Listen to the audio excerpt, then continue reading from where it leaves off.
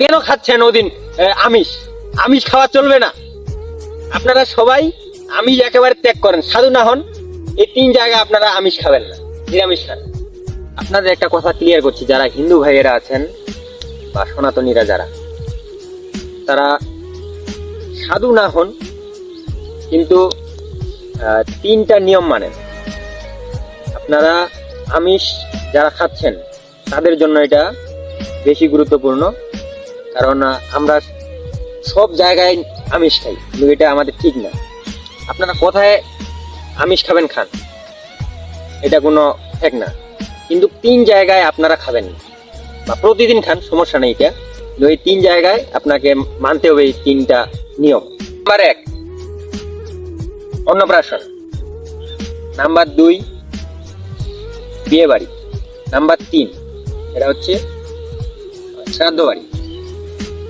এগুলোকে সনাতনীরা শুভ বলে মানে, কিন্তু আমরা যারা এগুলাতে আমিষ জাতীয় খাদ্য খাওয়াই বা খাবার খাওয়াই, এটা কিন্তু ঠিক না।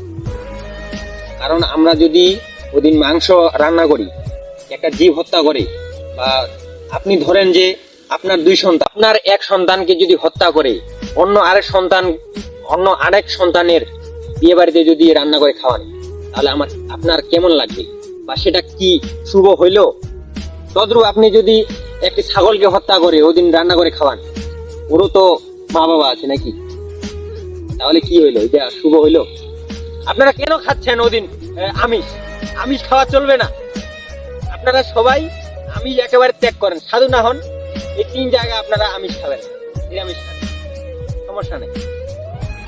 আপনারা প্রতিদিন খান মাছ মাংস, আমি এটা কোনো বাধা দিতেছি না, আপনারা খান প্রতিদিন, কিন্তু এই 3 জায়গায় আপনারা খাবেন না। বুঝতে পারলেন? আরেকটা কথা, এই যে আমরা এই যে শ্রাদ্ধ বাড়ি আসলো, ফোন দিয়ে বলতেছি কি খাসি টাসি হবে নাকি? আরে এই খাসি ওই দিন যে একটা মানুষকে মানে মৃত্যুবরণ করছে, ওর যে শান্তির জন্য যে আমরা শ্রাদ্ধ করব, এটা তো একটা শুভ নাকি? ওর জন্য প্রার্থনা করব। ওই দিন যদি আপনারা এই যে খাসি খাইতে চান, এটাই আপনাদের বিবেক যে ওই দিন আপনারা খাসি ছাড়া বাঁচবেন না, খাসি খাইতেই হবে। আপনারা খাসি যদি না কাটাই, তাহলে আমরা শ্রাদ্ধ বাড়িতে যাবো না, এটা কোনো আইন।